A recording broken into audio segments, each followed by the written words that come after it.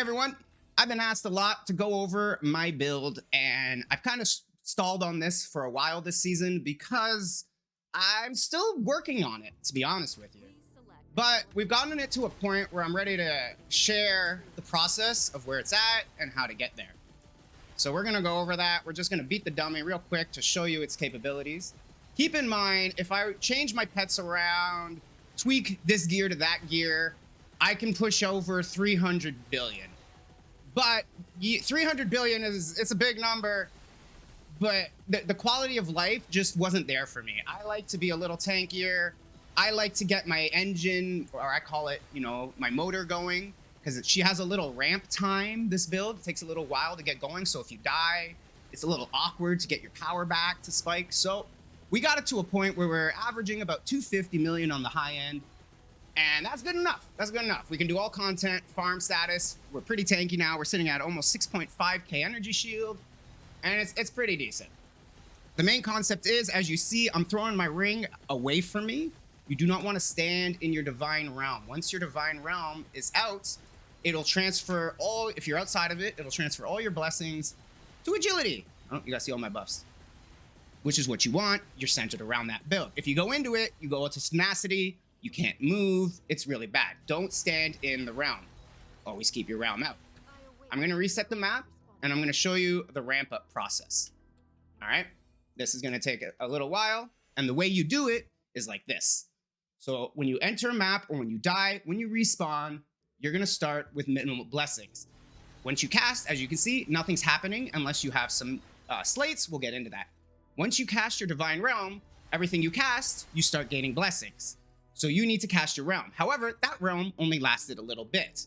When you cast your realm, based on how many blessings you have, it'll last longer. Now, because I had full blessings, this realm will last forever. And as you can see, I gained my blessings. But getting that initial ramp takes time and a process. And in the middle of a POB 5, when you got bosses beating on your face, it's annoying. So just get used to that process, understand how it works.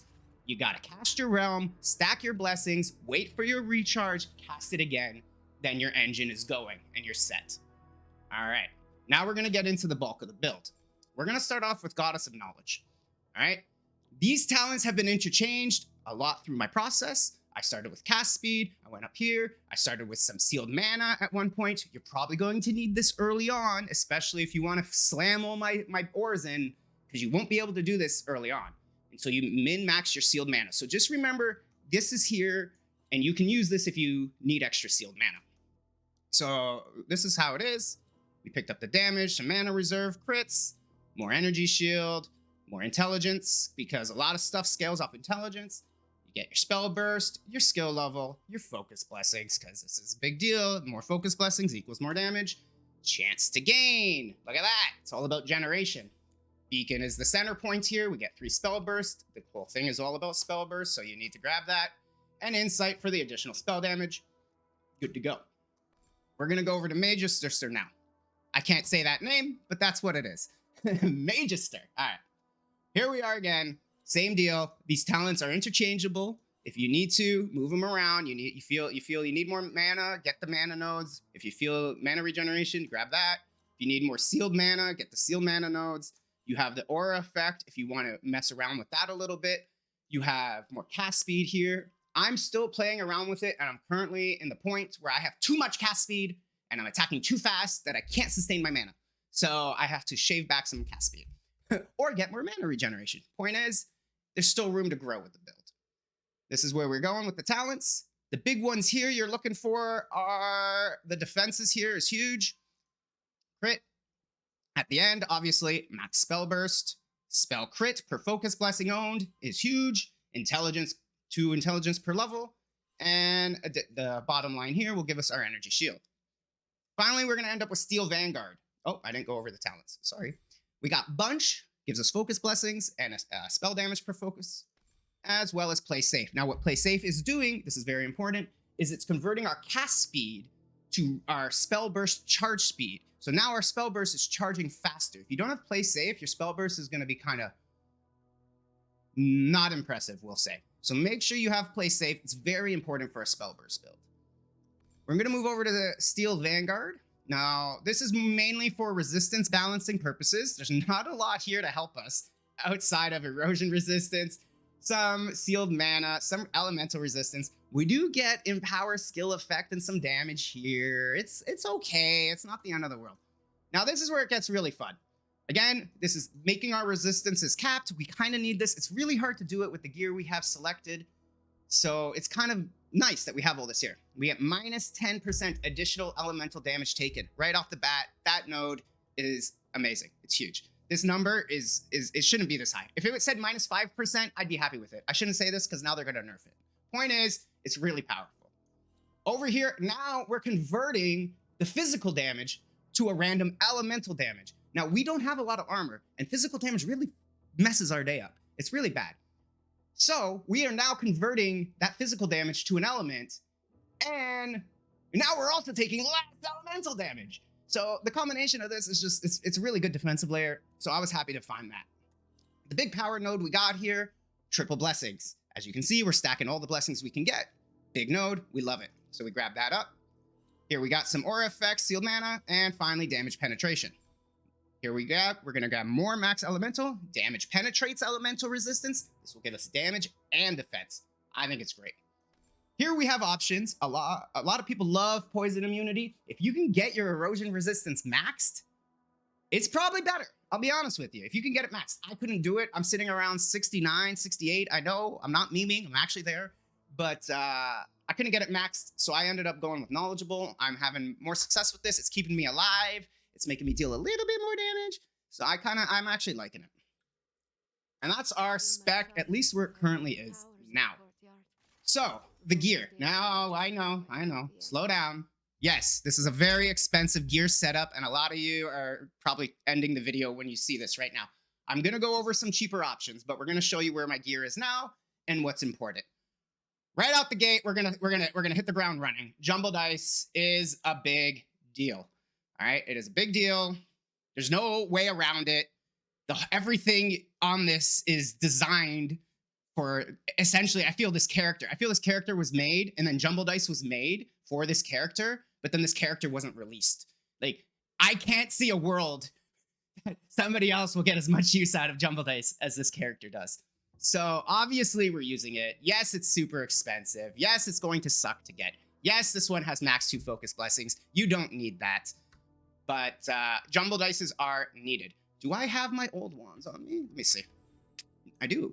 So, no, I do not. My old wands have sold, so I can't really show you them. But you can use budget options, and I'll try and pull them up real quick for you.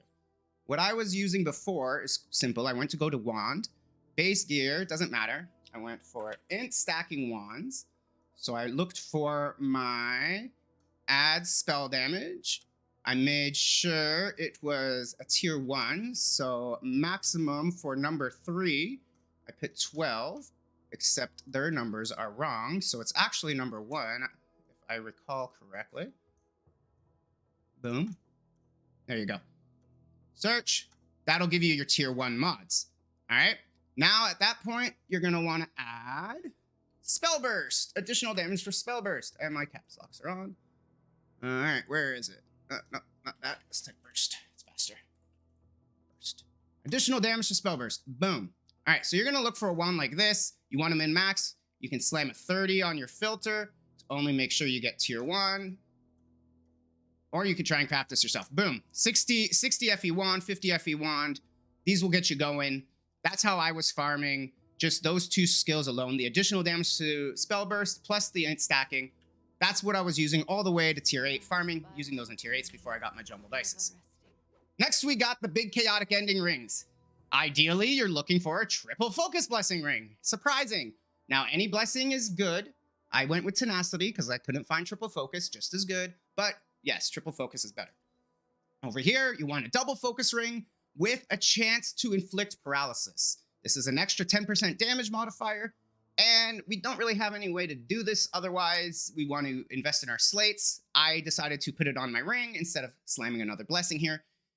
It's up to you. It's interchangeable. I like it. Now we have our Light Hunter's Belt. Big important mod here is the 6 additional energy shield corrosion. Now, you can use a regular Light Hunter spell, especially for farming tier 7s and early tier 8s, no problem. Or if you really just prefer the play style.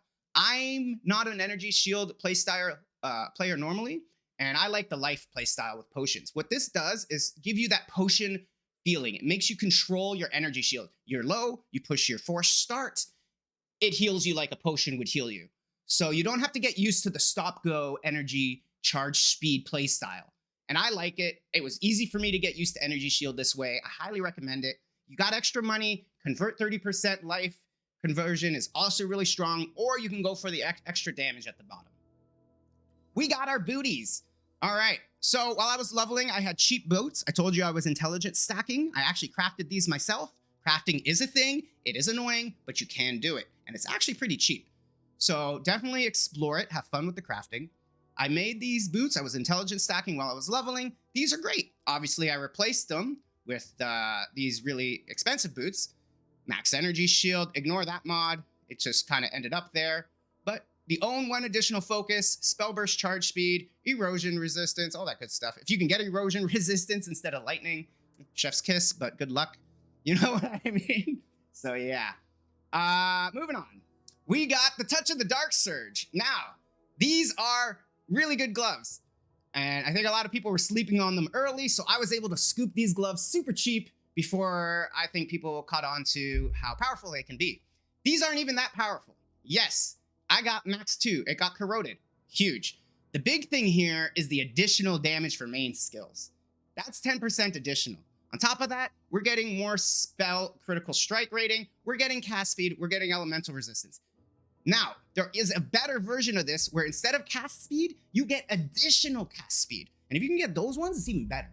But anyway, they're really good, but they can also be really bad. So if you don't have a good pair, don't use a bad pair, because that's not going to help you. Instead, you're going to want to use... Where did I stash them? Where are you hiding? These bad boys. The Sage's Insight. Sage's Insight is a great... They're super cheap. You can even farm one yourself because they give you so many of the memory fragments in the cube. It shouldn't be a problem for you to get one of these. It'll help you out. It makes you stronger. You can see. Obvious. It's really good, especially for its price point. But these are better. So work your way up to it, but use Sage's Insight in the meantime. Over here is the amulet. The amulet is a headache. All right. You're going to need 1 cold skill, max spell burst, and erosion resistance on this necklace. All right.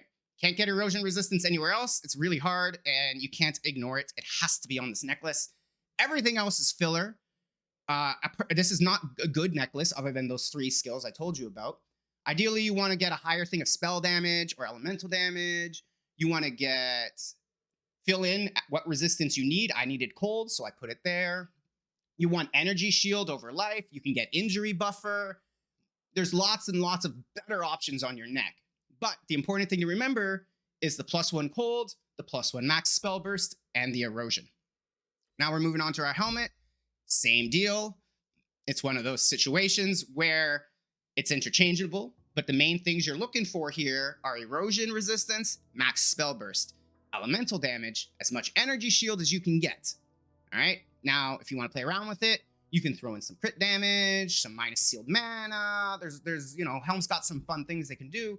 But I highly recommend going with the elemental damage, as much energy shield, and resistance spell burst on the helmet. All right, as for the chest, this is something I'm still playing around with.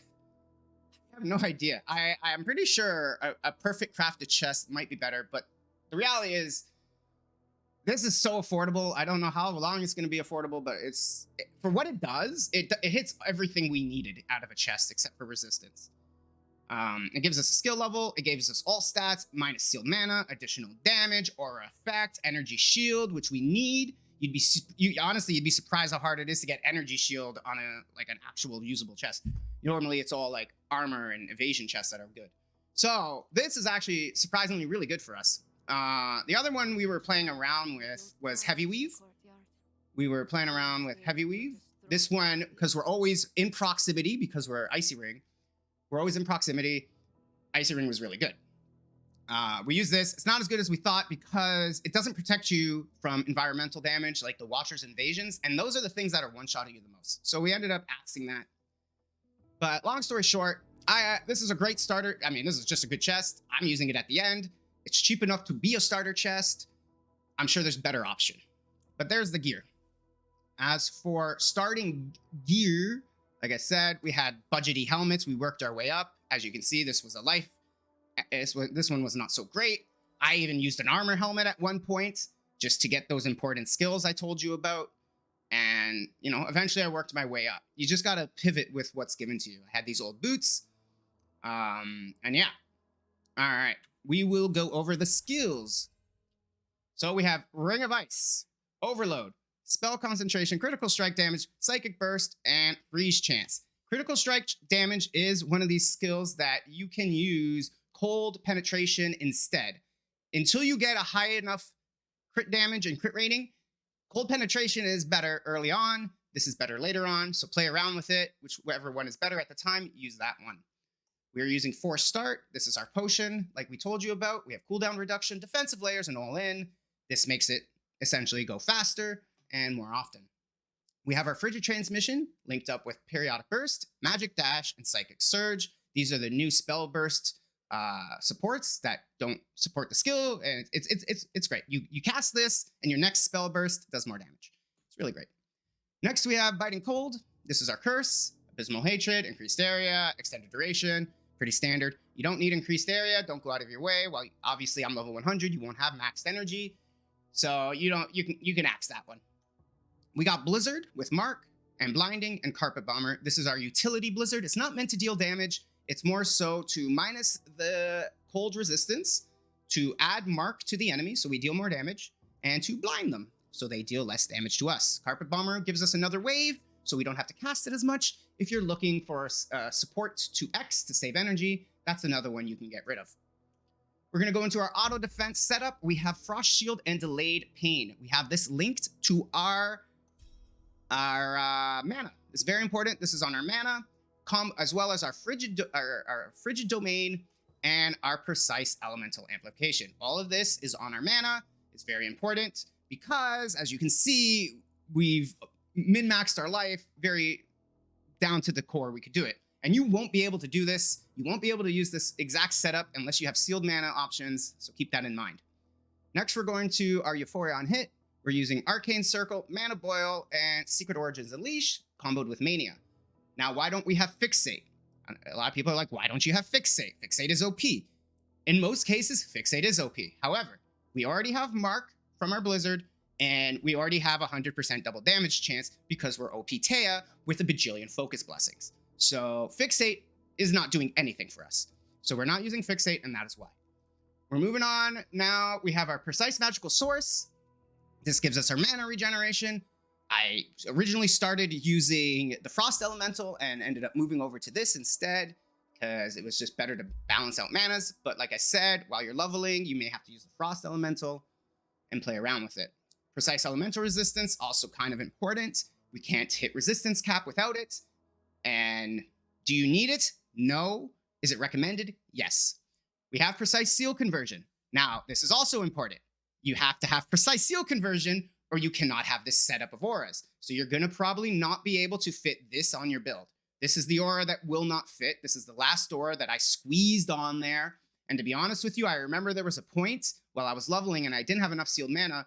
I was even interchanging, instead of having elemental amplification, I had to use the resistance because I couldn't have both of them.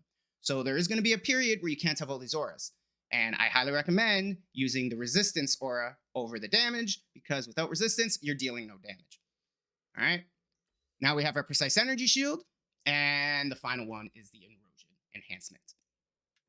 We are now going to move on to our hero traits. All right. Here we have, it's pretty much bottom all the way across. When you go into a map and you're farmed and you're geared, you can go into this talent instead. This will make you move a lot quicker. It'll make you clear maps faster. Not a big deal. However, the bottom talent is more damage. It's better for bossing. So bottom talent, and it gives you better quality of life, but you just move slower. So it's up to you to decide. We have, obviously, these are all legendaries. They're very expensive. This memory is great. It boosts all the other ones. This is the major, major important key part of the build. If you do not have this, your damage will be just much smaller. It's so important. It's the key of the build. This will make all your focus blessings work the way your agility and tenacity do. And now it's added to the mix. So now we can focus all our attention on focus blessings to get maximum damage output from having so many focus while gaining all the benefits of having all the other blessings for our hero trait. So this is very important. You need to get it. Then you have these ones. What this essentially does is for every blessing we have up to 20, we deal 2.5 additional damage per stack of agility blessing up to 20. So essentially, this is a lot of additional damage. It's 50% additional damage times 2 because you got 2 of them. We always have 20 agility blessings. So then this is multiplying it. You're getting 5% hero memory effect for every blessing consumed by 20 times. So that's 100 and what is that? 5 times 20. That's 100% increased effect. I can't even keep up with the math at this point. The point is, you're getting crazy amounts of damage from these combinations. Now, do you need these? Do you need these? Absolutely not. Will you deal lots more damage? Yes. The only one you need for sure, 100%, is this. If you do not have this, you're going to struggle and you're going to have a bad time. These will, once you start doing damage, these other 3 will accelerate your damage higher, but they are not mandatory. They're just extra icing on the cake. Stuff I was using before included this relic. This relic is the next best thing. This gives you, we're back to additional damage. 20 times 25, 2 times 25 is a lot. It's 50%. And this, it also makes you take another 25% additional less damage. So this was great. I used this until I could afford the legendary one. Yeah, the memories I was using, I can't show you because I sold them, but crit damage and crit rating from my testing were the best results. So I was using crit damage and crit rating memories before I could get the legendary ones. All right, finally, we have the Divinity Slate. This is what everyone wants to know about Season 3. How do you build your Divinity Slate? Well, it depends what point of the game you're in. So early on, you're going to be using small entry-level Tetris pieces. And like the way these work essentially are, it's your talents. It's a talent tree split up into small pieces, and it's random how you can put them together. So the way I approached it was, well, if I think these are the talents I want, then they're probably good enough to want them again. So I tried to target all those talents that I pointed out in my talent tree. Triple Blessing was huge. As soon as I got that, slammed that onto my tree. Max, this one was for the energy charge. What this energy charge is, give me an extra charge on my Frigid Transmission, which let me do maps a little easier because you'll find little points of maps where there's a gap of monsters and you can't Frigid, so you're walking and it's slow while you're leveling. The energy helped me, and that was good. Here we got a max spell burst and damage penetrate, so I was using that. And max agility. So point is, look at these slates and grab the major nodes. Anything that will give you focus blessings, agility blessings, or tenacity blessings is good. Anything that gives you spell burst is good. Anything that gives you skill levels is good. You can't control these. This is kind of random, so you gotta have to work with what you get and adapt with it. But the point is, those are the big things you're looking for. And always remember, if it's good enough to be picked in your talents, it's probably good enough to be on your Divinity Slate. Your pedigree, the main thing you're looking for here is penetrating. If you can get Endless Fervor as well, great. If you can get, Nowhere to Be Found, great. I went a different route. I got one of my agility blessings on here with a really good Chaos God and some extra life. So I went a different route, but you can play around with this. As long as you have penetrating and some form of usable mods up here, you're good to go. This can be replaced, but I can't find anything. This is my spell burst. This happened to roll almost everything I wanted on one slate already. So we're just kind of still using it, but you can get better. All right, now here are some things you need to keep in mind while you get to the point of using high-end legendary slates. You can only use 3 Fallen Starlights, which are lines. You can only use 3 lines. So you got to plan out what mods you want on your lines, because you can only have 3 of them. And the lines can get mods that these angles, these corners can't. So corners can get only a limited amount of mods on the corners. So you want to prioritize putting the mods that you can't get on your corners on your lines. I call them the fallen starlights, because you can only have 3 starlights. So stuff like own 1 additional, I can't get that on a corner, so I needed that here. Cast speed per stack of agility blessing, can't get that on a corner, so I needed it here. All skill levels you can get, but I wasn't using that. We just put that in. Point is, you want it. I was using one of these before. Spell critical strike, the ultimate mod, baby corner. Nothing crazy here. Hopefully, that'll help you understand better how to deal with all the. Oh crap! What did I do? Here we go. All the slates. Was that everything? I believe that's everything. Hero traits, slates, spec, how we got there, beginner gear. I think so. All right, guys. Hopefully that helps you understand the Thea build. If not, well, join me live at twitch.tv/Mike1Up, where you can ask me questions. I'll help you understand. I'll help you pivot through some transitions and the struggle of getting past tier 7 to tier 8. So if you have any questions, be sure to swing by and join me live. Otherwise, hopefully this guide was able to help you understand Thea and get going. All right, guys, have a good one.